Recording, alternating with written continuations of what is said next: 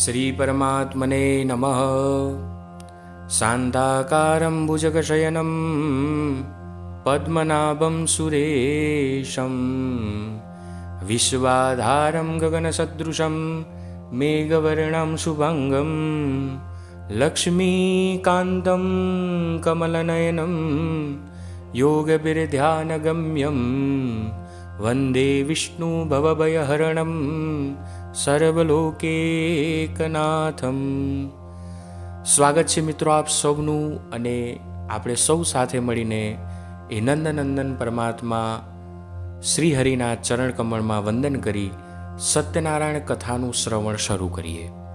મિત્રો, આજે દેશ વિદેશની અંદર ભગવાન સત્યનારાયણની કથા થઈ રહી છે. ઘરે ઘરે ભગવાન સત્યનારાયણ બિરાજમાન છે, અને એ સત્યનારાયણ જે હંમેશા ચારે યુગની અંદર, ચાહે કલયુગ હોય, સતયુગ હોય, ત્રેતા હોય કે દ્વાપર હોય, પણ સત્ય તો હંમેશા રહ્યું જ છે અને રહેવાનું જ છે. આ સત્ય વગર ન તો આપણે જીવી શકીએ છીએ કે રહી શકીએ છીએ. સત્ય હંમેશા શાશ્વત છે, અને સત્યમેવ જયતે, અંતે જય પણ સત્યનો જ થાય છે. તેવા સત્યનારાયણ ભગવાનની કથાનું શ્રવણ આપણે સૌ સાથે મળીને કરીશું. સાથે તમે જો તમારા ઘરે કથા કરતા હો અને વિદેશમાં રહેતા હો તો તમે આ કથા સાંભળી પણ શકો છો. અને પૂજાનું લિસ્ટ અથવા તો પૂજા કઈ રીતે કરવી એ માટે તમે નીચે કોમેન્ટ બોક્સની અંદરથી અમારો સંપર્ક લઈ અને અમને સંપર્ક કરી શકો છો. અમે આપને PDF ફાઇલ અવશ્ય મોકલી આપીશું. તો આવો પ્રવેશ કરીએ સત્યનારાયણ ભગવાનની કથામાં. પ્રથમોધ્યાય. સત્યનારાયણ દેવ કી જય. એકદા નૈમિષારણ્યે ઋષય સૌનકાદય પ્રપુચ્છ મુનય સર્વે સુતમ પૌરાણિકમ ખલુ. એક વખત અયોધ્યા નગરીની સમીપ નૈમિષારણ્યની ભૂમિ ઉપર સૂતજી અને સૌનકાદિક ઋષિમુનિ ભેગા મળી અને ભગવાનનું યજન કથા શ્રવણ કરતા હતા. અને એ સમયમાં સૌનકાદિક ઋષિમુનિઓએ સૂતજી મહારાજને પ્રશ્ન કર્યો છે કે હે ભગવંત, એવું કોઈ વ્રત કે તપ છે જે કરવાથી આપણા મનની તમામ ઈચ્છાઓ પૂર્ણ થાય, સાથે દુઃખમાંથી મુક્ત થઈ સુખ તરફ આપણે ગતિ કરીએ અને પરમ કૃપાળુ પરમાત્માના ચરણ કમળને પ્રાપ્ત કરી શકીએ? એ સમયે સૌનકાદિક ઋષિમુનિઓનો આ પ્રશ્ન સાંભળી અને સૂતજી મહારાજે કહ્યું કે જે નારાયણે નારદજીને કહ્યું હતું એ હું આપને કહું છું, આપ સાવધાનીપૂર્વક સાંભળો. એક વખતની વાત છે. અહીંથી સૂતજી મહારાજ બોલવાની શરૂઆત કરે છે, સૌનકાદિક ઋષિમુનિને કથા કહે છે. એક સમયની વાત છે. નારદજી મૃત્યુલોકમાં જ્યારે ફરતા હતા ત્યારે અનેક લોકોને દુઃખી જોયા છે. કોઈ ધનથી પીડિત છે, કોઈ મનથી પીડિત છે, કોઈને સંતાન છે એટલે દુઃખ છે, કોઈને સંતાન નથી એટલે દુઃખ છે. અનેક પ્રકારના લોકોને જોઈને, અનેક પ્રકારના દુઃખને જોઈને નારદજીને દયા આવી. આ દુઃખનું કેવી રીતે નિવારણ આવે એ પ્રશ્નને લઈને વૈકુંઠ ધામમાં, એટલે કે ભગવાન નારાયણના ધામમાં જાય છે. વૈકુંઠ લોકમાં આવી, પરમાત્માના એ લોકમાં આવી નારદજી ભાવ વિભોર બને છે અને ભગવાનની સ્તુતિ કરે છે. વસુદેવ સુતમ દેવમ કંસચારુણ્યમર્દનમ દેવકી પરમાનંદમ કૃષ્ણમ વંદે જગદગુરુ. એ જગતના પરમ કૃપાળુ પરમાત્મા, જગતના તાતને મારા વંદન છે. સ્તુતિ એટલી ભાવ વિભોરથી કરે છે કે જે પ્રશ્ન લઈને આવ્યા છે પ્રશ્ન પણ ભૂલાઈ ગયો અને ભગવાનને યાદ અપાવવો પડ્યો. ભગવાન કહે છે કે નારદ, શા કારણથી આવવું થયું? ત્યારે પરમાત્મા આગળ બે હાથ જોડી નારદજી વિનંતી કરે છે કે પ્રભુ, આ મૃત્યુલોકમાં ઘણા બધા લોકો દુઃખી છે, આપને યાદ કરે છે, પુકાર કરે છે, પરંતુ એમના દુઃખનો નાશ થતો નથી. કોઈ એવો ઉપાય હોય તો આપ જણાવો. ત્યારે પરમાત્મા કહે છે કે નારદ વેદ, શાસ્ત્ર, શ્રુતિ, સ્મૃતિ, પુરાણ, ઉપનિષદની અંદર અનેક પ્રકારના ઉપાયો મેં આપને કહ્યા છે અને એ ઉપાયથી જ મનુષ્ય એના સકલ દુઃખમાંથી મુક્ત થઈ શકે. ત્યારે નારદજીએ કહ્યું કે સરળ કોઈ ઉપાય હોય તો જણાવો. એ ઉપાય દરેક મનુષ્ય કરી શકે એમ નથી. કોઈની પરિસ્થિતિ ન હોય, કોઈ ધનથી ગ્રસિત હોય, ધન ન હોય અને કોઈની પાસે સમય ન હોય તો શું કરવું? સમયના અને ધનના અભાવના કારણે મનુષ્ય સરળતાથી દુઃખમાંથી મુક્ત કેવી રીતે બની શકે અને આપને કેવી રીતે પ્રાપ્ત થઈ શકે? એવું કોઈ વ્રત હોય તો જણાવો. ત્યારે પરમાત્મા કહે છે કે નારદ, એવું એક જ માત્ર વ્રત છે જે કરવાથી મનુષ્ય દુઃખમાંથી સુખને પ્રાપ્ત કરી શકે છે અને અંતે મૃત્યુ બાદ આ વૈકુંઠને પ્રાપ્ત કરી શકે છે. જીવનમાં એક વાર એ મનુષ્ય જો કરી લે તો એને નિશ્ચિત વૈકુંઠ લોક પ્રાપ્ત થાય છે. નારદજીએ કહ્યું કે શું કરવું પડશે? ત્યારે પરમાત્માએ કહ્યું કે સત્યનારાયણનું વ્રત છે જે કરવાથી મનુષ્ય નિશ્ચિત સુખને પ્રાપ્ત થાય. ભગવંત, આ વ્રત કઈ રીતે કરવું, ક્યારે કરવું, કયા સમયે કરવું? અનેક પ્રશ્ન નારદજીએ પરમાત્માની આગળ કર્યા છે અને પરમાત્માએ સઘળી હકીકત કહી. પરમાત્માએ કહ્યું, આ વ્રત કરવા માટે કોઈ દિવસ તિથિ નિશ્ચિત નથી. ગમે ત્યારે, ગમે તે સ્થાને અને ગમે તે સમયે મનુષ્ય પોતાની ઈચ્છાથી આ વ્રત કરી શકે છે. આ વ્રતમાં શું કરવું જોઈએ? જ્યારે આવું નારદજીએ પૂછ્યું ત્યારે પરમાત્માએ કહ્યું કે આ વ્રત સત્યનું છે અને સત્યનારાયણનું છે, જે એક માત્ર મારું જ સ્વરૂપ છે. આ વ્રત કેવલ સત્ય બોલીને કરવાનું છે. સવારે સૂર્યોદયથી લઈ સાંજે સૂર્યાસ્ત સુધી સત્યનું પાલન કરવું, સત્ય બોલવું, સત્ય વિચારવું ને સત્યના માર્ગે ચાલવું.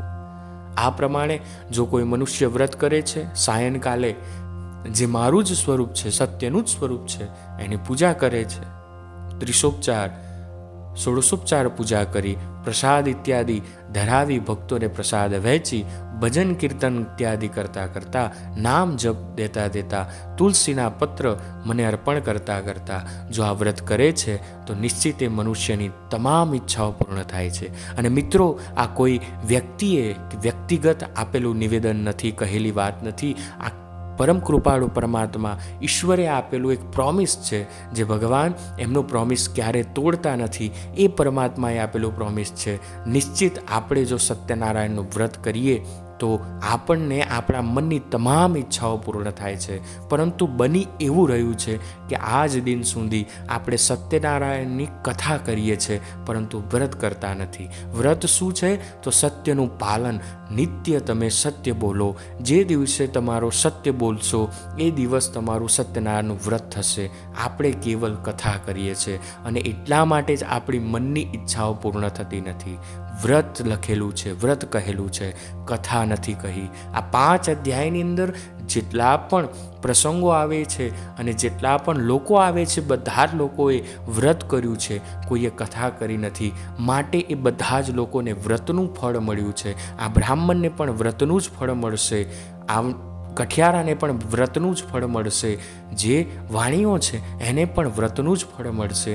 દરેક ભક્તોને વ્રતનું ફળ મળ્યું છે, કોઈને કથાનું ફળ નથી મળ્યું. આપણે કથા કરીએ છીએ પણ કહેલું છે વ્રત કરવાનું. તો વ્રત શું છે? સત્યનું પાલન. સત્ય બોલો, સત્ય વિચારો, સત્યના પંથે ચાલો. બસ આ જ વ્રત છે. અને આ જ વ્રત ગાંધીજીએ પણ કહ્યું છે, સત્ય, અહિંસા, ચોરી ન કરવી, વણ જોતું નવ સંગરવું. એમના જે 10 નિયમો છે, 10 નિયમની અંદર આ એક સત્ય બોલવું એ પણ વ્રત છે. તો કલયુગમાં જ્યારે સત્યનું વ્રત કરો ત્યારે એનો મહિમા કંઈક વિશેષ જ પ્રાપ્ત થાય છે, એનું ફળ કંઈક વિશેષ જ મળે છે. તો આ પ્રમાણે જે મનુષ્ય વ્રત કરે છે એની તમામ ઈચ્છાઓ, મનની ઈચ્છાઓ હું પૂર્ણ કરું છું અને અંતે વૈકુંઠ લોકની અંદર એને વાસ આપું છું. પ્રથમ અધ્યાય કહી અહીંયા ભગવાને આ પ્રથમ અધ્યાય જે નારદજીને કહ્યો એ અહીંયા સુતીજી મહારાજે પ્રથમ અધ્યાયને વિરામ આપ્યો છે. ઇતિ શ્રી સ્કંદ પુરાણે રેવા ખંડે સત્યનારાયણ કથાયામ પ્રથમોધ્યાય સમાપ્તોયમ દ્વારિકા ધીશ કી જય. આવો મિત્રો, ભગવાન સત્યનારાયણની કથાના દ્વિતીય અધ્યાય એટલે કે બીજા અધ્યાયનું શ્રવણ કરીએ. બીજા અધ્યાયમાં એક બ્રાહ્મણની કથા આવે છે જેનું નામ છે સતાનંદ. સત એટલે 100 અને આનંદ એટલે પરમાનંદ. જે અનેક પ્રકારે આનંદની પ્રાપ્તિ કરે એને સતાનંદ નામનો બ્રાહ્મણ કહી શકાય. બ્રાહ્મણ છે, આનંદી છે, પરંતુ સત્યનારાયણની કથા મુજબ એ દરિદ્ર છે, દુઃખી છે. યાદ રાખેલો મિત્રો કે બ્રાહ્મણ કદાપી દરિદ્ર કે ગરીબ હોઈ જ ન શકે. કારણ કે બ્રાહ્મણ જે શબ્દ છે એને આપણે છૂટો પાડીએ તો સંસ્કૃતમાં કહેલું છે બ્રહ્મમ જાનાતિ બ્રાહ્મણ, જેની જોડે આ સમગ્ર બ્રહ્માંડનો માલિક હોય એ કઈ રીતે ગરીબ હોઈ શકે. અને આ વાત અહીંયા આગળ પ્રૂવ થાય છે. આ ગરીબ બ્રાહ્મણને જેની પરિસ્થિતિ ધનથી ખરાબ છે, એ બ્રાહ્મણને જોઈને પરબ્રહ્મ પરમાત્માને પણ એ બ્રાહ્મણ પાસે આવવાની ઈચ્છા થાય છે. અને આ વ્રતમાં જ કહ્યું છે બીજા અધ્યાયમાં કે જ્યારે બ્રાહ્મણની સ્થિતિ જોઈ ત્યારે પરમાત્માને એવી ઈચ્છા થઈ કે લાવ હું બ્રાહ્મણને જઈને મદદ કરું.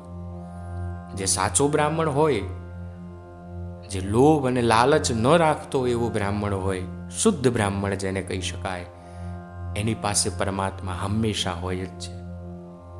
પરમાત્માને ઈચ્છા થઈને પરમાત્માએ પરબ્રહ્મ પરમાત્માએ વૃદ્ધ બ્રાહ્મણનું સ્વરૂપ ધારણ કરીએ અને એ સતાનંદ નામના બ્રાહ્મણ પાસે આવ્યા છે. બ્રાહ્મણ પાસે આવીને પરમાત્માએ પૂછ્યું કે શા માટે દુઃખી છો? ત્યારે પેલા સતાનંદ નામના બ્રાહ્મણે કહ્યું કે ભગવંત, હું દુઃખી નથી, પરમાત્માએ ઘણું આપ્યું છે, જે મળે છે એ મારા કર્મને આધીન મળે છે. પરમાત્મા બહુ જ રાજી થયા. કહ્યું કે આ તો મારી વાત કહે છે, વિદ્વાન બ્રાહ્મણ છે, જે આપ્યું છે એનાથી મને સંતોષ છે. પરંતુ એ વૃદ્ધ બ્રાહ્મણ સ્વરૂપે આવેલા પરમાત્માએ બ્રાહ્મણને કહ્યું કે છતાં પણ તમે આટલું બધું હરિનામ સ્મરણ કરો છો, આટલી બધી ભક્તિ કરો છો, પણ ક્યારે સત્યનારાયણનું વ્રત કર્યું? એટલે પેલા બ્રાહ્મણે આશ્ચર્યમાં આવીને પૂછ્યું કે આ સત્યનારાયણનું વ્રત એટલે કયું વ્રત? બોલે કે આ વ્રત છે અને બહુ જ દિવ્ય વ્રત છે. બ્રાહ્મણને ધનનો લોભ ન અપાય. જે બ્રાહ્મણને એમ કહે કે આનાથી ધન મળશે તો એ કદાચ નહીં કરે, પરંતુ પરમાત્મા એને એમ કહ્યું કે આ વ્રત કરવાથી પરમાત્માના પ્રિય બનો છો તમે. એ બ્રાહ્મણને ખૂબ જ આનંદ થયો જ્યારે એવું કહ્યું કે પરમાત્માની નિકટ રહી શકીએ છીએ અને પ્રિય બનીએ છીએ તો નિશ્ચિત આ વ્રત કરવું જોઈએ. વ્રતની વિધિ વિધાન એ બ્રાહ્મણ પાસે જાણી લીધા, પરમાત્મા પાસે સમજી લીધા અને પછી નિર્ણય કર્યો કે હું આ વ્રત કરીશ. ધીરે ધીરે સમય ગયો, પરમણી એટલે કે પૂનમ નજીક આવી અને બ્રાહ્મણે વ્રત કર્યું છે.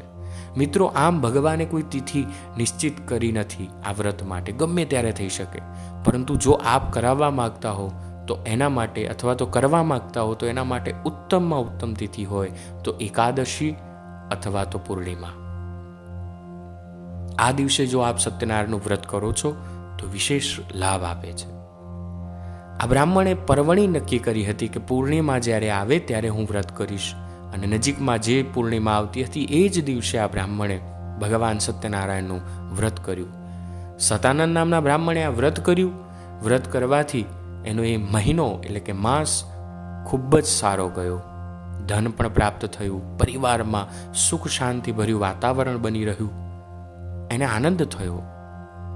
બીજી પરણવણી આવી ત્યારે ફરીથી એને વ્રત કર્યું અને આ રીતે બસ નિયમ બની ગયો. જ્યાં સુધી જીવ્યો ત્યાં સુધી એ વ્રત કરતો રહ્યો અને અંતે એને સુખ સુવિધા, ધન સંપત્તિ આ બધું તો મળ્યું જ, માન સન્માન આ બધું તો મળ્યું જ. પરંતુ કહેવાય ને કે જેને પરમાત્માની ઈચ્છા હોય ને એને આ બધી જ વસ્તુઓ તુચ્છ લાગે છે. સંસાર એ તુચ્છ લાગે છે. આ બ્રાહ્મણને સંસારના દરેક સુખ સુવિધાને ભોગ તો મળ્યા જ, પરંતુ જ્યારે મૃત્યુ પામ્યો ત્યારે એને પરમાત્માનું એ પરમ સ્થાન પણ પ્રાપ્ત થયું. અને એવું કહેવાય છે કે જ્યારે એને બીજો જન્મ લીધો ત્યારે બીજા જન્મમાં એને પરમાત્માની નિકટ રહેવા મળ્યું. એને સુદામાનો અવતાર મળ્યો. એ સુદામા જે પરમાત્માના પરમ મિત્ર હતા, કૃષ્ણના પરમ મિત્ર હતા, એ બીજું કોઈ ન હતું, એ આ સતાનંદ નામનો બ્રાહ્મણ જ હતો, જેને પૂર્વજન્મની અંદર સત્યનારાયણનું વ્રત કર્યું હતું. આવી જ એક કથા બીજા અધ્યાયમાં કહેલી છે. કઠિયારો હોય છે, લાકડાનો ભારો વેચી પોતાનું ગુજરાન જીવન ચલાવતો હોય છે. એક સમય એવું બને છે કે કઠિયારાને તરસ લાગે છે એટલે આ બ્રાહ્મણના ત્યાં જાય છે. જંગલમાંથી લાકડા લઈને આવતો હોય છે અને તરસ લાગે એટલે બ્રાહ્મણના ત્યાં જઈને તરસ छिपावा माटे पाणीनी मागणी करे छे. ब्राह्मण एने पाणी पीवडावे छे. पाणी पीधा पछी ब्राह्मण ने पूछे छे के आप आ घरमां शुं करो छो? त्यारे कहे छे के सत्यनारायण भगवाननुं व्रत करी रह्यो छुं, जे व्रत करवाथी मारा समग्र दुख भगवाने हरी लीधा छे ने अंते सुख ज सुख मने आप्युं छे. कठियाराने थयुं के मारे पण करवुं जोईए. माथा उपर लाकडानो भारो छे, संकल्प कर्यो, विधि विधान समजी लीधा भूदेव पासे. आ वेचाता जे कंई पण द्रव्य मळशे, भारो वेचाता, अंते बीजे क्यांय नहीं खर्चता हूँ मात्र ने मात्र भगवान सत्यनारायणनुं व्रत करीश. आवो संकल्प कठियाराए कर्यो छे. भारो वेचवा ज्यारे ए नगरमां जाय छे त्यारे सुंदर नगरमां ज्यां शेठ अने साहुकार लोको रहेता होय छे त्यां ए भारो वेचे छे ने जे भारानी किंमत मळवी जोईए एना करता बमणी किंमत एने मळे छे. उत्साह वधी गयो. व्रत करवानी इच्छा वधारे ने वधारे थवा लागी. बीजे न खर्चता ए धन एने मात्र व्रत करवामां ज खर्च कर्युं. प्रसाद लाव्यो, केळा लाव्यो, दरेक सामग्री एने एकठी करी अने ब्राह्मण साथे मळी अने सत्यनारायण भगवाननुं व्रत कर्युं छे. व्रत करवाथी ए कठियाराने संपत्ति तो मळी परंतु पद पण मळ्युं. ए राज्यनी अंदर एने मंत्रीनुं पद मळ्युं छे. आ कथा ए स्कंद पुराण अंतर्गत छे. अमुक भाग स्कंद पुराणमां आपेला छे. आप स्कंद पुराण खोलशो तो एमां वांचशो तो एमां पण तमने आ बधी कथाओ मळशे. तो स्कंद पुराणना रेवा खंडनी अंदर आ कथा आपेली छे. ए कठियाराने मंत्रीनुं पद मळ्युं. पद तो मळ्युं, संपत्ति तो मळी, पण अंते एम कहेवाय के परम कृपाळु परमात्मानुं वैकुंठ पण प्राप्त थयुं. इति श्री स्कंद पुराणे रेवा खंडे सत्यनारायण कथायां द्वितीयोध्याय समाप्तोयम. द्वारिकाधीश की जय. आओ मित्रों, तीजा अध्यायमां आपणे प्रवेश करीए. तीजा अध्यायनी अंदर एक वाणियानी कथा आवे छे. साधु नाम होय छे. रत्नसारपुरी नगरीमां रहेतो होय छे. एनी भार्या એટલે કે પત્નીનું નામ લીલાવતી હોય છે. વાણિયા પાસે દરેક સંપત્તિ હોય છે. સાધુ નામના વાણિયા પાસે ધન સંપદા, એમ કહેવાય કે 7 પેઢી ખાઈ શકે એટલું ધન એની પાસે હોય છે, પરંતુ એના જીવનની અંદર સંતાન નથી હોતું. ઘણા બધા પ્રયાસો અને ઉપાયો કરવા છતાં પણ એને સંતાનની પ્રાપ્તિ નથી થતી. એક દિવસ એવું બને છે કે વાણિયો વેપાર કરવા માટે બીજા દેશમાં જાય છે અને બીજા દેશનો રાજા નદી કિનારે ભૂમિ ઉપર બેસીને કોઈ પૂજા કરી રહ્યો હોય છે. રાજા મિત્ર હોય છે એટલે સહજ રીતે રાજાને પ્રશ્ન કરે છે કે રાજન, આ શું કરો છો? કઈ પૂજા છે? ત્યારે રાજા સત્યનારાયણનો મહિમા કહેતા કહે છે કે મારા રાજ્યની જે દેખભાળ કરે છે, સાચવે છે, રાજ્યના દરેક લોકોને સુખ આપે છે, એવા હું સત્યનારાયણ ભગવાનનું સ્મરણ કરું છું, એમની પૂજા કરું છું, એમનું વ્રત કરું છું. બોલે આ વ્રત કરવાથી શું મળે? ત્યારે રાજા એવું કહે છે કે આ વ્રત કરવાથી શું ન મળે એમ પૂછવું જોઈએ મહાશય. સાંભળી અને એ વાણિયાને ખૂબ જ સારું લાગે છે અને એને એમ થાય છે કે મારે પણ આ વ્રત કરવું જોઈએ. વ્રતનું વિધિ વિધાન જાણી લીધું, સમજી લીધું. વ્યાપાર કર્યો ન કર્યો એમ સમજી અને પોતાના દેશ તરફ ભણી આવ્યો. એટલે કે આવ્યો, ત્યાં આવી અને એની પત્ની જેનું નામ લીલાવતી હોય છે એને આ વ્રતની વિશેષ મહિમા કહી સંભળાવે છે અને કહે છે કે જ્યારે આપણને સંતાનની પ્રાપ્તિ થશે ત્યારે નિશ્ચિત આપણે આ વ્રત કરીશું. સમયની જતાં વાર નથી લાગતી. થોડોક સમય ગયો હશે અને એમ કહેવાય કે ભક્તિપરાયણમાં રહેવાથી એના પત્ની લીલાવતી એ ગર્ભવતી થયા અને 10મે માસે ઉત્તમ કન્યા રત્ન પ્રાપ્ત થયું. એના ઘરે કન્યાનો જન્મ થયો જેનું નામ કલાવતી રાખવામાં આવ્યું. પત્નીએ યાદ અપાવ્યું કે પેલું વ્રત આપણે કરી લઈએ. ત્યારે વાણિયાએ એમ કહ્યું કે અત્યારે સમયનો અભાવ છે, વ્યાપાર વધી રહ્યો છે, સમય છે નહીં. એ કાર્ય કરીએ, આપણે જ્યારે દીકરીના વિવાહ કરીશું એ સમયે વ્રત પણ કરી લઈશું. વ્રતને લંબાવા લાગ્યા. દીકરી ધીરે ધીરે મોટી થવા લાગી. વાણિયો વ્યાપારમાં લાગેલો છે, એની પત્ની છે એ ગૃહ કાર્યની અંદર લાગેલી છે. વ્યાપાર વધતો ગયો અને આ વ્રત ભૂલાતું ગયું. સમયને જતાં વાર નથી લાગતી. કન્યાનો વિવાહ નજીક આવી ગયો. એના માટે ઉત્તમ વર શોધ્યો. વાણિયાનો જ દીકરો હતો, એની સાથે એ દીકરીના વિવાહ થયા. એ દીકરો ઘર જમાઈ થઈને રહેતો હતો, કારણ કે એને કોઈ બીજું સંતાન ન હતું, એટલે વ્યાપારનો બધો જ ભાર એ દીકરા ઉપર આપવાનો હતો. જમાઈ અને સાધુ વાણીઓ બંને સાથે મળીને વ્યાપાર કરવા લાગ્યા. ભૂલાઈ ગયું એ વ્રત, પરંતુ ઈશ્વરની એ સત્ય કરુણા દૃષ્ટિની અંદર તો એ વ્રત યાદ જ હોય. એટલે ઈશ્વરને યાદ છે. ઈશ્વરે એને શ્રાપ પણ આપ્યો કે જા તું મહાન બંધનમાં રહે, પરંતુ આપણો ભગવાન, આપણો ઈશ્વર આટલો કઠણ ન હોઈ શકે. એમને શ્રાપ એટલા માટે નથી આપ્યો કે વ્રત ભૂલાયું. એમને શ્રાપ એટલા માટે આપ્યો છે કે સત્યના વ્રતમાં એ જૂઠું બોલ્યો, એને આચરણ ખોટું કર્યું. એટલા માટે એને યાદ અપાવવા માટે, મહિમાને યાદ અપાવવા માટે ભગવાને શ્રાપ આપ્યો છે. ભૂલાઈ ગયું હતું અને ભગવાને શ્રાપ આપ્યો કે મહાન બંધનમાં રહે. અને એ સાધુ નામનો વાણિયો અને જમાઈ જ્યારે રત્નનો વ્યાપાર કરવા માટે બીજા દેશમાં જાય છે, ત્યારે બીજા દેશના રાજાના ત્યાં ચોરી થઈ અને ચોરીનો આક્ષેપ એ સાધુ વાણિયાને જમાઈ ઉપર લાગ્યો ને એને કેદ કરવામાં આવ્યા છે. આ બાજુ કલાવતી અને લીલાવતી, પુરુષ વગરનું ઘર હોય એટલે ઘરની સ્થિતિ આપણે વિચારી શકીએ કે શું થાય. એ દેશના રાજાએ કલાવતી અને લીલાવતી જે મહેલમાં રહેતા હતા એ મહેલ પડાવી લીધો. ઘર વિહોણા થયા છે, મા દીકરી બંને ભટકી રહ્યા છે. સમય વયો ગયો છે, સમય જઈ રહ્યો છે. ઘણા વર્ષો વીત્યા બાદ કલાવતી અને લીલાવતી બંને જે દુઃખની સ્થિતિમાંથી પસાર થઈ રહ્યા છે, ઘરે ઘરે માગીને ખાઈ રહ્યા છે. એક સમય એવું બન્યું કે કલાવતી રાત્રે મોડી ઘરે આવી એટલે લીલાવતીએ પ્રશ્ન કર્યો કે દીકરી શા કારણથી મોડું થયું? ત્યારે કલાવતીએ કહ્યું કે માં, ભગવાન સત્યનારાયણનું વ્રત ચાલી રહ્યું હતું, ત્યાં વ્રતમાંથી તારા માટે પ્રસાદ લાવી છું. માએ પ્રસાદ ખાધો અને માને અંતરથી એવો અવાજ આવ્યો કે મારે પણ આ વ્રત કરવાનું છે. દીકરીને સાથે લઈ, સાથે રાખી, ઘરમાં જે કંઈ પણ દ્રવ્ય પડ્યું હતું એનાથી ભગવાનનું સરસ મજાનું સત્યનારાયણનું વ્રત કર્યું અને સાથે સંકલ્પ કર્યો કે જ્યાં સુધી મારા સ્વામી ઘરે ન આવે, કે એમની ખબર ન મળે, કારણ કે એમને ખબર જ ન હતી કે એમના સ્વામી ક્યાં છે, ત્યાં સુધી અમે અન્ન જળનો ત્યાગ કરીએ છીએ. 3 દિવસ, 4 દિવસ, 5 દિવસ વીતવા લાગ્યા. એમ કરતાં કરતાં દિવસો જતા હતા.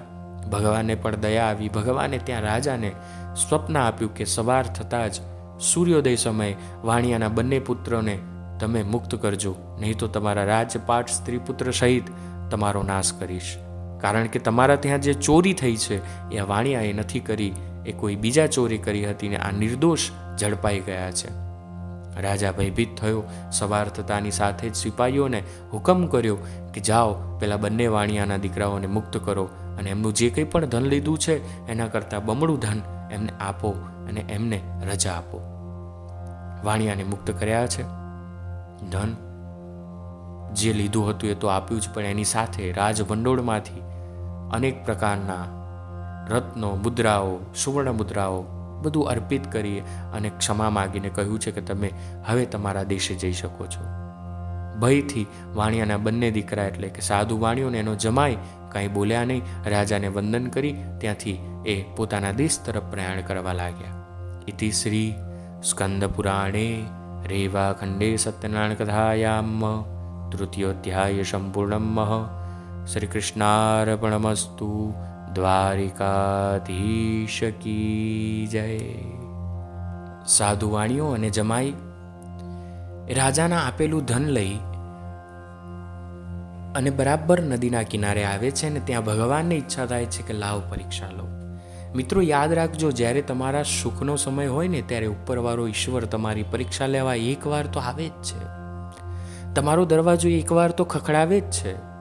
અને પરીક્ષામાં જો તમે પાસ થઈ જાઓ, ભગવાનની નજરમાં જો તમે સન્માન પ્રાપ્ત કરી લો, તો પછી જીવનની ગાડી એટલી તેજ રફતારથી ચાલે છે કે એમાં પછી પાછું વળીને જોવું નથી પડતું. આ સાધુ વાણિયા અને જમાઈની આગળ પણ પરમાત્માની ઈચ્છા થઈ કે લાવ પરીક્ષા લઉં, અને પરમાત્માએ યતિનો વેશ ધારણ કરી અને સાધુ વાણિયા પાસે આવીને પૂછ્યું છે કે તારા વહાણમાં શું છે? જે વહાણમાં હીરા, મોતી, માણેક ભરેલા હતા. પરમાત્મા સૌનું જાણે છે અને બધું જ જાણે છે. એ પરમાત્માએ પૂછ્યું કે તારા વહાણમાં શું છે? ત્યારે એ વાણિયો જૂઠું બોલ્યો. એને એમ હતું કે કદાચ હીરા મોતી માણેક રત્નો કહીશ તો આ યતિ બાવા કંઈક માગશે અને આમાંથી કંઈક ઓછું થશે. એટલે જૂઠું બોલીને કહે છે, કંઈ નહીં બાબા, અમારા વહાણમાં તો વેલા અને પાંદડા ભર્યા છે, તમારે જોઈએ તો થોડા આપું.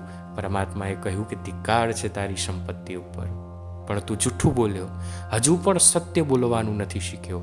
એટલે પરમાત્માએ તથાસ્તુ કહી અને ત્યાંથી આગળ જવા લાગ્યા. ક્યાં એક સ્થાન ઉપર વૃક્ષની નીચે પરમાત્મા આરામ કરવા બેઠા છે. આ બાજુ વાણીઓ વહાણને ખોલીને જોવે છે તો ખરેખરમાં વેલા અને પાંદડા જોવા મળ્યા. વાણીઓ તો મૂર્છિત થઈ ગયો, પરંતુ એના જમાઈએ એને જગાડ્યો છે પાણી છાંટી. જમાઈએ જગાડ્યો, જાગ્યો. વાણીઓ સંપત્તિ કરવા લાગ્યો. ધન ક્યાં છે, ધન ક્યાં છે? પરંતુ એને ક્યાંય ધન મળ્યું નહીં, વેલા અને પાંદડા જ મળ્યા. ત્યારે એના જમાઈએ કહ્યું કે તમે પેલા યતિ બાવા આવ્યા હતા ત્યારે ભૂલથી એવું કહ્યું છે કે મારા વહાણમાં વેલા અને પાંદડા છે, કદાચ એમને જ કોઈ જાદુ કર્યું છે. હજુ ખબર નથી મિત્રો એમને કે પરમાત્મા છે, પરંતુ પછી એમને શોધવા લાગ્યા કે ક્યાં છે. શોધતા શોધતા જે સ્થાને પરમાત્મા વિશ્રામ કરવા બેઠા હતા ત્યાં આવીને એ વાણિયાની નજર ત્યાં પડી અને ક્ષમા યાચના કરવા લાગ્યા, રડવા લાગ્યા કે અમારી સંપત્તિ આપી દો, અમારી સંપત્તિ આપી દો. પરમાત્માએ 2 શબ્દ કહ્યા છે. પ્રથમ તો વાણિયા, તું હજુ પણ સત્યને યાદ નથી કરતો, તું જૂઠું બોલે છે. બીજા અર્થમાં આપણે આ કહી શકીએ, પરંતુ સત્યને યાદ કર, સત્યને યાદ નથી કરતો અને તારા અહંકારમાંથી તું મુક્ત રહે. આ 2 વાત કરી વાણિયાને બધું જ ખબર પડી ગયું, પરંતુ છતાં એને સંપત્તિ દેખાતી હતી એટલે સંપત્તિ માગવા લાગ્યો. સંપત્તિ કરતો હતો એટલે પરમાત્માએ કહ્યું કે જા વહાણમાં જઈને જોઈ લે, તારી સંપત્તિ આવી ગઈ છે, પરંતુ સત્યને યાદ રાખ. વાણિયો સંપત્તિ લેવા ગયો, લઈને આવીને ફરીથી દર્શન કરવા જાય છે, ત્યાં ભગવાન અદૃશ્ય થઈ જાય છે. મિત્રો, આ આપણી જ કથા છે. આપણે સંપત્તિને એકઠી કરીએ છીએ, એમાં પરમાત્મા ભૂલાઈ જાય છે. ખરેખરમાં મોટામાં મોટી સંપત્તિ તો એ પરમાત્મા છે અને પરમાત્માની પ્રાપ્તિ કરવાની છે. એના બદલે આપણે સંપત્તિની પ્રાપ્તિ કરીએ છીએ. જે આપણી જોડે નથી આવવાનું એનો સંગ્રહ કરીએ છીએ અને જે આવવાનું છે એને આપણે ભૂલી બેઠા છીએ. વાણિયો સંપત્તિ લેવા જાય છે, ત્યાં ભગવાન અદૃશ્ય થઈ જાય છે. વાણિયાને પેલી વાત યાદ રહી ગઈ કે સત્યની આરાધના કર, સત્યની પૂજા કર, સત્યની યાદ કર. તરત જ એને યાદ આવી ગયું કે સત્યનારાયણનું વ્રત બાકી છે. ત્યાં જ નદી કિનારે બેસી સત્યનારાયણનું વ્રત કર્યું અને ત્યાંથી પછી એ પોતાના ગામ તરફ જવા માટે નીકળ્યો છે. ગામ તરફ જાય છે. થોડાક જ સમયની અંદર એનું ગામ નજીક આવી ગયું. કહ્યું, નગરમાં જઈને જાઓ, સમાચાર આપો. સૈનિકો નગરમાં જાય છે, ઘર શોધવા લાગે છે. ઘર મળ્યું, ત્યાં આવીને કહે છે કે આપના સ્વામી ઘણું બધું ધન કમાવી અને આપણા નદીના કિનારે આવ્યા છે, એમના દર્શન કરવા માટે ચાલો, એમને વધાવવા માટે ચાલો. બેઠા છે સત્યનારાયણનું વ્રત કરવા માટે. છેલ્લા ઘણાય દિવસોથી અન્ન જલનો ત્યાગ કર્યો છે. સ્વામીનું નામ સાંભળી અને કલાવતી અને લીલાવતીને એમ થયું કે ભગવાને અમારું સાંભળ્યું છે. ઉતાવળમાં સ્વામીને લેવા જવા માટે ઉતાવળ એટલી બધી થઈ ગઈ કે ભગવાનને પ્રસાદ ધરાવવાનો ભૂલાઈ ગયો. લીલાવતી દર્શન કરવા માટે ચાલી ગઈ એના પતિના અને કલાવતીને કહીને આવી હતી, પૂજા પૂર્ણ કરીને તું આવ દીકરી. પરંતુ દીકરીના નવ વિવાહિત હતી દીકરી. પતિની આવી ખુશખબરી સાંભળીને એનાથી રહેવાયું નહીં અને ઉતાવળમાં ભગવાનની પૂજા પૂર્ણ કરી અને એમાં ભગવાનને પ્રસાદ ભોગ આપવાનો છૂટી ગયો. મિત્રો, હજુ શિવ હોય, ભગવાન સદાશિવ મહાદેવ ભોળોનાથ હોય ને કદાચ પ્રસાદ ધરાવવાનો રહી જાય ને તો ભગવાન છોડી દે. પણ આ તો કનૈયો છે સાહેબ, એને રુચિ પ્રસાદમાં જ છે. એનો જીવ એ માખણમાં છે. માખણ એટલે આ સંસારિક માખણ નહીં, પરંતુ આપણા મનરૂપી માખણમાં. આપણું મન કેવું છે અને મન સમર્પિત કરીએ છીએ કે નહીં, એમાં એનો જીવ છે. પ્રસાદ એટલે કે ભગવાન કંઈ પ્રસાદના ભૂખ્યા નથી, પરંતુ પ્રસાદ એનો અર્થ એ થાય કે આપણે આપણું મન આપીએ છીએ. નવનીત મન, માખણ. જે પ્રસાદ ધરાવવાનો ભાવ છે ને, એમાંથી એક કણ પણ પરમાત્મા લેતા નથી, ગ્રહણ નથી કરતા, ઓછું નથી કરતા. છતાં પણ ભક્તો કેમ ધરાવે છે? પ્રસાદ ધરાવવાનો અર્થ એ થાય કે હું મારો ભાવ તને સમર્પિત કરું છું. પ્રસાદ એ ભાવરૂપ છે. અને ભાવ આપવાનો રહી ગયો. ભગવાન ભાવનો ભૂખ્યો છે સાહેબ. એને સંપત્તિ નથી જોતી, એને તમારા કે મારા બંગલા કે ગાડી નથી જોતી, એને કશું જ નથી જોતું. એને બસ ખાલી આપણે જોઈએ છે. આપણે હરિના તો હરિ આપણો. પ્રસાદ ધરાવવાનો ચૂકી ગઈ એટલે પરમાત્માને એમ થયું કે મને મૂકીને ગઈ છે તું. મારા બસ તારી જરૂરિયાત પૂર્ણ થઈ, તારું કાર્ય સિદ્ધ થઈ ગયું એટલે તું મને મૂકીને જઈ શકે? આ કેવી ભક્તિ! એટલે ભગવાન પરીક્ષા લેવા માટે ફરીથી એમની એક લીલા કરે છે. એના પતિને અદૃશ્ય કરી દે છે. ત્યાં ઊભો છે એનો પતિ, પણ એને દેખાતો નથી. ખોળે છે દરેક જગ્યાએ, ક્યાં છે મારો પતિ, ક્યાં છે? પિતાને પૂછે છે, પરંતુ પતિ ક્યાંય દેખાયો નહીં. એટલે અંતે નિરાશ થઈ અને એને નિયમ લીધો કે હવે પતિ નથી તો હું જીવીને શું કરું. પતિવ્રતા બનવા માટે જાય છે. અગ્નિમાં બળી મળવા માટે તૈયાર થઈ જાય છે. પતિવ્રતા નારી હતી, પતિ વગર એ જીવી જ ન શકે એવી સ્થિતિ આવી. પરમાત્માને દયા આવી, આકાશવાણી કરી. આકાશવાણી શબ્દને સમજવો બહુ જ અઘરો છે. આકાશવાણી જ્યારે આ શબ્દ આપણને સાંભળવા મળે ને ત્યારે આપણા મનમાં એક વિચાર આવે કે ટીવીમાં ને મૂવીમાં પેલું કેવું આકાશમાંથી કોઈ ચહેરો પ્રદર્શિત કરીને બોલતું હશે, મેં કાલ હું. નહીં, આ આકાશવાણી નથી. આકાશવાણી એટલે આપણી અંદરથી થાય છે. મનની અંદરથી જ વિચાર અચાનક પ્રગટ થાય અને કહે કે આમ કર, ઓર્ડર આપે. એને આકાશવાણી કહેવાય. આકાશવાણી થઈ કે દીકરી ચિંતા ન કર, ઘરે જઈ પ્રસાદ લઈને પાછી આવ, તારો પતિ તને અવશ્ય પ્રાપ્ત થશે. દોડતી ઘરે આવી છે કલાવતી. ભગવાનને પ્રસાદ ધરાવ્યો, ભોગ ધરાવ્યો, ભાવથી ધરાવ્યો. યાદ રાખો મિત્રો, ભગવાનને નમન કરો ને તો ભાવથી કરજો. ભગવાનના મંદિરે જાઓ ને તો ભાવથી જજો, શ્રદ્ધાથી જજો, નિયમથી ન જતા. ઘણા લોકો નિયમ રાખે કે રોજ મંદિરે જઈશ, રોજ ભગવાનના દર્શન કરીશ, આ મારો નિયમ છે. નિયમ ન હોવો જોઈએ, ભાવ હોવો જોઈએ. ભાવથી કરેલી વસ્તુ એ હંમેશા ભગવાનને પ્રિય હોય છે. પ્રસાદ ધરાવો તો ભાવથી ધરાવો. ભગવાનનું પૂજન કરો તો ભાવથી કરો. ભગવાનનું નામ લ્યો તો ભાવથી લો, નિયમથી નહીં. જે દિવસથી નિયમ બનાવવા લાગ્યા ને આપણે, એ દિવસથી નામ એ વૈકુંઠના નારાયણ સુધી પહોંચતું બંધ થઈ ગયું. તમે 1000 વખત નારાયણ કહેશો તો ભગવાન નહીં સાંભળે, પરંતુ એક વખત હે નારાયણ કહેશો, ભાવથી કહેશો તો નિશ્ચિત એ હરિને સાંભળવું જ પડશે. ભાવથી પ્રસાદ ધરાવ્યો, પ્રસાદ ધરાવી, પ્રસાદ ગ્રહણ કરી અને પોતે પ્રસાદ લઈ અને પછી એના સ્વામીના દર્શન કરવા માટે જાય છે. તો તેનો સ્વામી નદીના કિનારે ઊભો ઊભો હસતો હતો. એનો હર્ષ જોઈને, એનો હાસ્ય જોઈને ઘણા વર્ષે મળી રહ્યા છે બંને. કેવો ઉત્સાહ હશે બંનેની અંદર. બંને ભેટી પડ્યા અને આવ્યા ઘરે. પરિવાર મળીને ભગવાન સત્યનારાયણનું યજન કીર્તન કર્યું. અને એ સાથે સત્યનારાયણનો જે બિલીવ હતો, જે ટ્રસ્ટ હતો, જે વિશ્વાસ હતો, એ વધવા લાગ્યો. એટલો બધો વધી ગયો કે વાણીઓ પછી અવારનવાર ભગવાનનું એ વ્રત કરવા લાગ્યો. મિત્રો યાદ રાખજો, વ્રત કરજો. કથા એક કેવલ ઇન્ફોર્મેશન છે, કેવલ જાણકારી છે. કથા 5 અધ્યાયની અંદર ભગવાનનો મહિમા બતાવ્યો છે.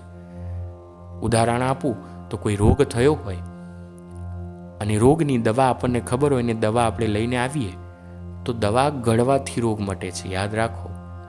પરંતુ દવાની પેકેટની પાછળ પેલું લખેલું છે ને ડિસ્ક્રિપ્શન, એ વાંચવાથી રોગ નથી મટતો. આ એ જ વસ્તુ છે. સત્યનારાયણનું વ્રત છે અને એ વ્રતની ઇન્ફોર્મેશન છે કથા. કથા કહેવાથી કરવાથી ફળ તો મળે છે, રોગ તો જાય છે, પરંતુ એટલો રોગ નથી જતો જેટલો વ્રત કરવાથી જાય છે. તો સત્યનારાયણનું વ્રત કરવું એ મહત્વનું છે. આવો 4થા અધ્યાયને વિરામ આપી 5મા અધ્યાયમાં પ્રવેશ કરીએ. इति श्री स्कंदपुराणे सत्यनारायण कथायां 4थो अध्याय समाप्तोऽयं श्री कृष्णार्पणमस्तु. सत्यनारायण देव की जय.